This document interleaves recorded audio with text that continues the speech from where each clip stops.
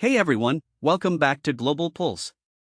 Today we're diving into a tense moment that could change the balance of power in the Middle East, the collapse of a short-lived U.S.-Iran Memorandum of Understanding. In February, the United States and Iran signed a deal that was meant to stop the fighting and lay out talks over Tehran's nuclear program. Less than a month later, that agreement failed, and a fragile ceasefire dissolved into fresh hostilities. Let's unpack why. The memo was not a peace treaty. It didn't upend nuclear debate or set a lasting regional order. It was a pause button on an escalated, open war situation. When that pause button is pulled, each bout of fighting becomes the pattern for the next. That's what's at stake. A tiny slip-up might undo the last barrier that kept fashioned GEP foes from turning a one-off conflict into a never-ending war. The heart of the current dispute? The Strait of Hormuz. Both sides are flexing on who gets to control the waterway that ships the world's oil. In the memo's fifth paragraph, Tehran was told to make arrangements using its best efforts to ensure that commercial passage was safe. But whoever reads that gets a different story. Washington saw it as a sign that the strait would stay open for ships.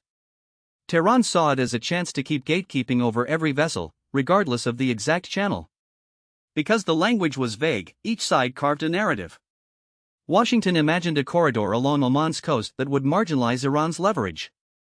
Tehran imagined the U.S. using the ceasefire to uncouple the pot from the kettle, quietly erasing the last strategic edge Tehran had. That hedge ran the line of a future war. And there's mistrust. Both sides executed missile strikes and counterstrikes to cement their positions. Meanwhile, President Trump declared the ceasefire over, threatened to finish the job, and spoke in a way that only reinforced the Iranian view that Washington was using its words as a smokescreen. Irrigation by Tehran's chief concluded that a new war was inevitable, and so was fear that when it starts, each round of violence will be built on the last. The reality is stark. The United States could bomb Iran, but it can't stop Tehran from disrupting shipping in the Gulf. Iran can tighten the strait, raising hard economic costs, but it can't force Washington to take the deal. Thus Bahrain and Tehran are playing a dangerous game of where's the line? The last agreement meant, but it didn't keep either side from seeking what it wanted. The breakdown shows the frag officially. This is a case where a muddled provision can become a hinge for war. So what do we take from this? The world is watching a short letter of understanding unfold into a stance that might determine the story of the region for decades. One fragile pipe has cracked and the water of tension is flowing again. Every missile, vessel, and casualty loops back to the negotiation table, only tense and less willing to compromise. That's the end of today's recap. Thank you for listening.